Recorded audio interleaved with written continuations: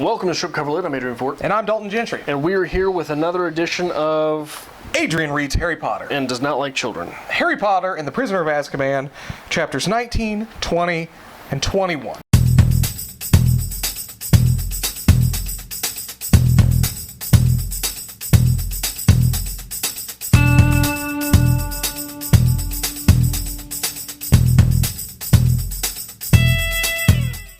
So give us a rundown. We've Salty almost Dalton. finished it. We have one chapter to go now. Here's the thing. There's one chapter left. Okay. This is the greatest book I've ever read in my life, and I have the self-control not to read that chapter. Okay. So that I do not spoil the show. If you'd like to look up the definition of facetious, now is the time. F-A-C. Chapter 19, The Servant of Lord Voldemort. Snape has used the Marauder's map to discover their location. So again, we're going back to the Marauder's map as a great tool. What an intelligent fellow. What an intelligent fellow. Harry and Hermione attack Snape simultaneously. Yeah. So we're going to get your thoughts on that. Little shits. Old Hermione blowing Snape up with her magics. And Harry basically gives a sentence for Peter Pettigrew. He will not die at the hands of Sirius Black, which was the plan. He will suffer in Azkaban. A little darker. Chapter 20, The Dementor's Kiss.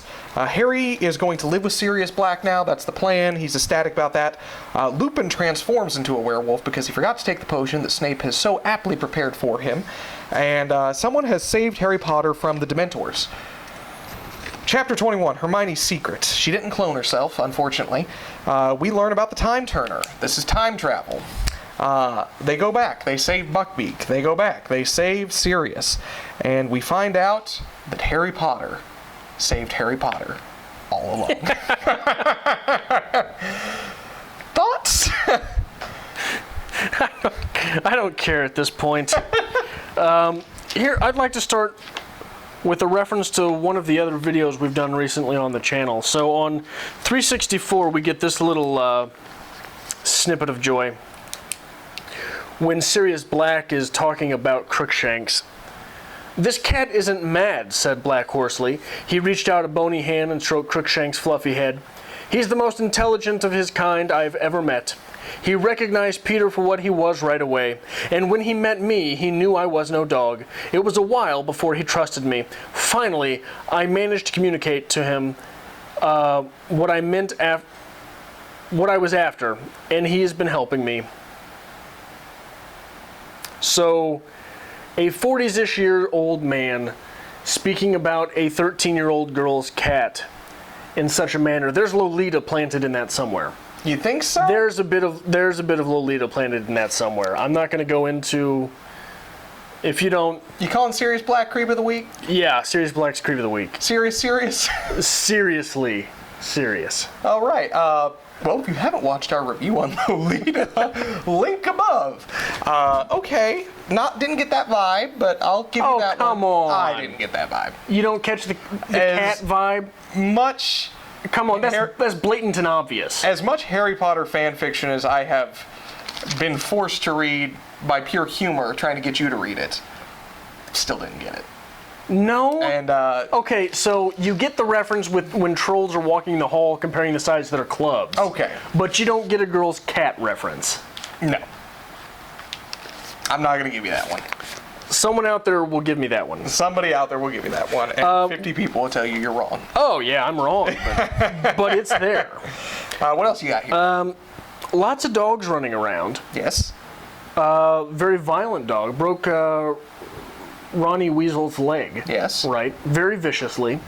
I wonder if we've gone into it a little bit before about seeing some maybe nods towards Stephen King in these books. Okay. I wonder if that's a nod towards Cujo. All of the dogs in here, if that's something bit and parceled from that. Okay. Now, you've made the argument before that you believe J.K. Rowling has pulled from Stephen King. I don't necessarily believe it pulled from. It was inspired by Stephen King. Again, if you read something while you're writing, it bleeds into your work. Right. Oh, well, and on the Hot and Sticky, we talk about having the palette of novels next to your Which is a good typewriter. thing. It's a great thing. Next to your typewriter. Yeah. Beautiful.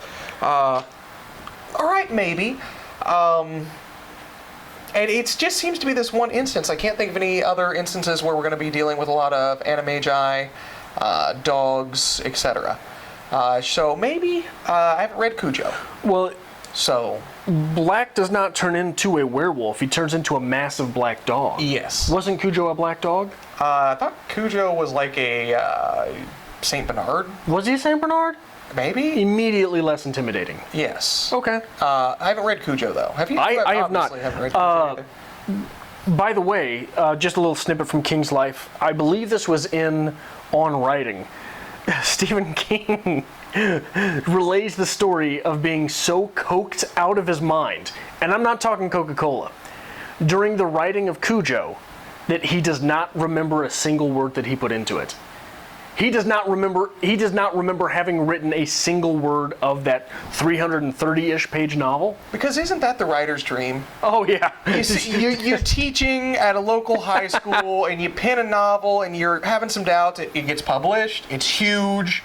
You have all this success, so obviously you're going to start doing cocaine. Right. And you do so much of it, you write a novel and don't remember it. I mean, that is the American dream. Just summed up right there. I believe it was On Writing. If it was not On Writing, it was Danse Macabre. Okay. But I've heard the story before, yeah, so. both books definitely worth reading. Jesus, that's...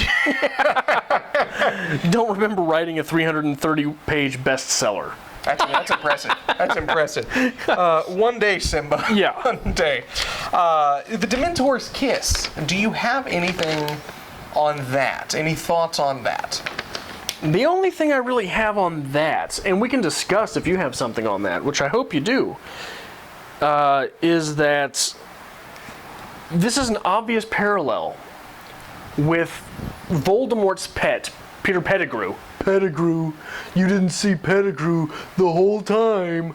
His name was out there. It was Pettigrew. Voldemort's pet is named Nagini. You'll get it later. Voldemort's pet is Peter Pettigrew. Carry The obvious parallel is made between Voldemort's pet, Peter Pettigrew, and Hagrid's pet, Buckbeak. The children saw Buckbeak get put down. Yes. And then they didn't want Voldemort's pet to be put to death. Right? Okay. Don't kill him. Don't kill him. But when Black was sitting there with the wand, don't kill him, Sirius, don't kill him. But Harry is damn sure that he wants Peter Pettigrew to undergo the kiss of the Dementor, which seems to be A fate worse than death. Okay. So I don't know what that says about Harry Potter. Now, if I may, harken back to last week's video where you made the analogy that these are the baby boomers. Yes. They're coming from a generation of war heroes who were very quick to do what must be done. Are these the hippies? Don't put the man to death. He's done wrong. He's a war criminal, but hey, baby, don't put him to death. We can't do that. Right. Maybe. So, that was on the fly, actually. It just kind of dawned on me. I'm like, shit, good point, get it. But would the hippies agree with putting him to a fate worse than death? Would the hippies agree to spare a man's life but imprison him for his crime regardless? Yeah. Okay. I think so. The Dementor's Kiss, I want to hope that there's more there than just the cliche kiss of death. Yeah. I really hope there's more. I don't think there is, though. So I was hoping you were going to draw some beautiful analogy, some metaphorical argument. Methinks you credit me too much. Methinks you don't credit yourself enough. That last week's reference was beautiful. Methinks the lady doth protest too much. Whatever you want to say. So, time travel. You thought Hermione had cloned herself. I did. She's a time traveler. That would have been much more compelling. Okay. Here's my thoughts on time traveling. That's yeah, that's the sound effect that's made. It's a huge thing, and it's made very clear that she did this under strict guidelines from the Ministry of Magic, under McGonagall. There are severe crimes for wizards who mess with time. If this is such a powerful, useful, and readily available tool that will give it to a third grader, Right. why was this not used to just go back and defeat Voldemort before he grew to power? Right. Not a third grader, seventh grader, right? Whatever you want to call her, a 13-year-old student.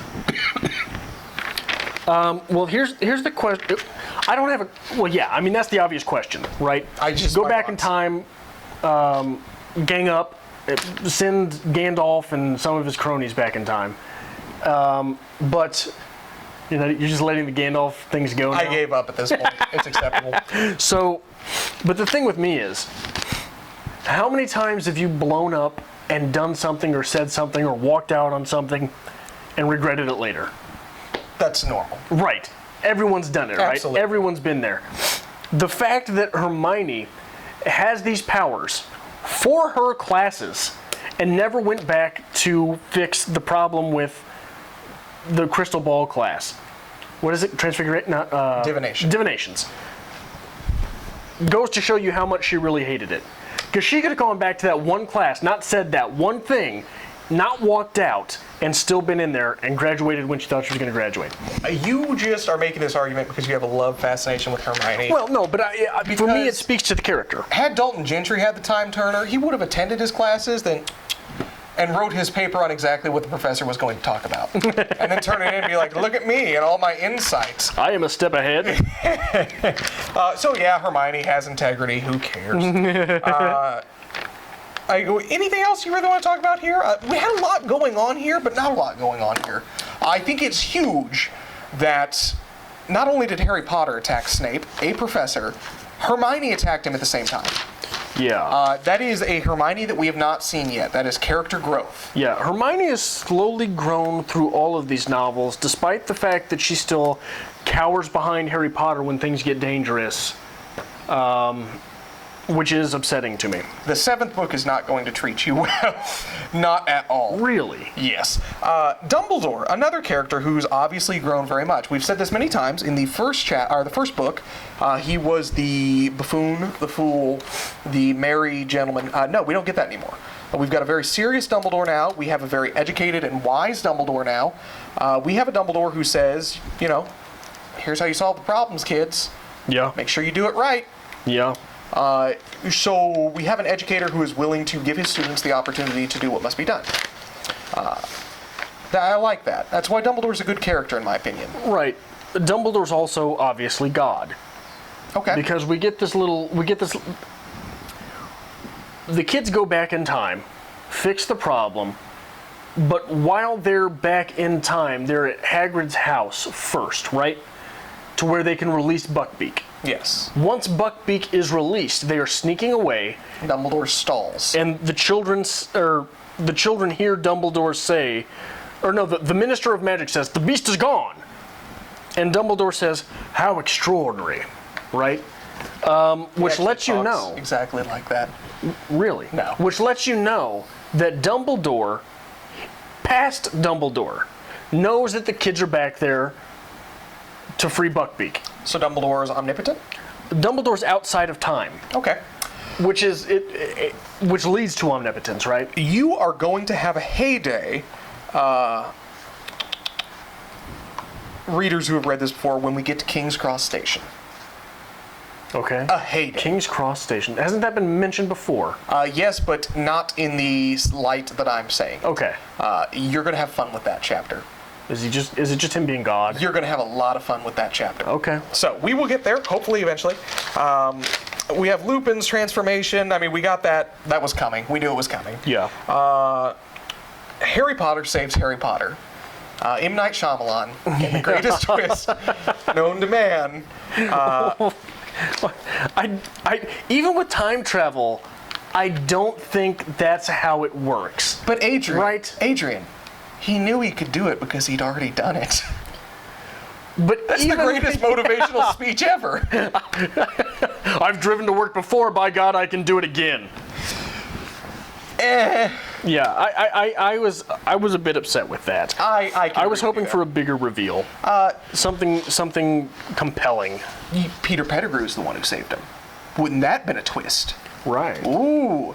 But no, it was very disappointing. And yeah, okay, Harry Potter's capable of producing advanced level magic. Harry Potter saves Harry Potter. Who cares? It was disappointing. We've got the Minister of Magic. Can we have the Minister of Masturbation as well? Harry Potter on Harry Potter action. There's going to be some form of GIF, picture, meme, something for the Minister of Masturbation now. I figured out how this Twitter thing works. I'll say. So, here is something though. Yes. Before Harry Potter realized Harry Potter saved Harry Potter, he was convinced it was his father. Yeah. I think that's a very touching moment. This is a kid who is... Which is immediately squashed. Immediately squashed. Right. But there is that little flicker of something there. He didn't know his parents. He's always longed for his parents. Even when he is presented with the closest thing to family he'll ever have, his godfather, he's still longing for his parents. And at the age of 13, that is a very transitional time in a person's life where they need that father and or mother figure. Guidance. So I think that says a lot. I think there's a lot being played with just a little bit of words there. Yeah. So that's my rant for the day. Well, I've got one more point before I get into the meat of what I came to talk about. Okay. This KO on Snape, there's some serious CTE stuff going on there. I mean, CTE? Yeah, concussion, the way your brain is scrambled, because this guy's knocked out for how long? Quite a while. I'm a bit concerned. Have I ever told you my concussion story? No. Okay, so the only confirmed concussion that I've ever had was in football practice my sophomore year of high school. We were in shells, which means helmet and shoulder pads. Light contact days, these were supposed to be. So we were just running through secondary drills, which is you've got the cornerbacks and you've got wide receivers on the field, and you're trying to figure out, as the secondary, who you're covering when different routes are run in your different coverage schemes. You know what that means? Yes. No, you don't. No. You're the fantasy football guy. You're the man of the relationship now, as you like to say. You don't know what that means, but we're going to keep going. So again, light contact days. You go to wrap up. So I was on a 5-yard in route at 80% speed. You're basically jogging through things on a light contact day. And I'd run a 5-yard in, which is a route over the middle. So the coach lofts me this ball. Right? Okay. I catch it and am smashed immediately, head-to-head contact from behind by a senior. And what happens is, boom, fall down, get back up, pissed off, go back to the huddle, listen to the next play, pass out. That's when it hit me. So the fact that this guy is passed out Very long period of time. for what seems like 20 minutes. I actually just had a moment. I'm sorry, I wasn't paying much attention to that because you said, I've had a concussion. I'm concerned. I've been physically knocked cold 3 times. Really? And I've never considered the fact that I could have been concussed at that point. Yeah, So- yeah. Okay. This has just dawned on me. Like, I can clearly think of 3 times in my life. One from a physical tackle incident, one from falling from a large height, and one because I took a hell of a shot to the face. It's never dawned on me that I could have possibly been concussed. Yes, you had 3 concussions. That's amazing. Coach put me back in. I'm bleeding from the ears. Yeah. Okay, this is interesting. I've learned something about myself. So the crux of the matter, right? That these are baby boomers, and this Yes. is a World War II, post-World War II metaphor. Yes. On 371, but then I saw Peter Pettigrew in that. But then I saw Peter in that picture. I realized he was at Hogwarts with Harry, perfectly positioned to act. If one hint reached his ears that the dark side was gathering strength again, the dark side. Sounds a lot like Star Wars. Okay. Sounds a lot like Darth Vader. All right. Darth Vader is a direct Adolf Hitler analogy, right? So there's a little hint towards that. Now we got the Marauders map, which at this point is A-bomb level weaponry. Yes. Right? Huge tool. You got to keep it in the hands of the good guy. But the baby boomers who just inherit it have it. They just inherit it. It's just theirs. They don't know what to do with it. Yes. So they leave it around. So they turn one another in for having it. Okay. Right? No one has nuclear arms after World War II. We're through with those. Yes. Yeah, but you still got them, you son of a bitch. No, I don't. But you still got them too, right? Mm-hmm. Well, 2? What do you mean by 2? Right. Okay. So, and submarines are a lot like the invisibility cloak, aren't they? Yeah. You just disappear. At that point in time, yes. Right. You are going to have a absolute heyday when we get to the Deathly Hallows. Really? Yeah. Do you want a heads up on what Deathly Hallows are? I mean, No. It doesn't really ruin anything. Okay. They are 3 objects of uncontrollable power. That's an atom bomb. That's a hydrogen bomb. That, you know. Yeah. So we'll get there. I'll have to find a new what the Marauders map is. Oh, the Marauders map is radar.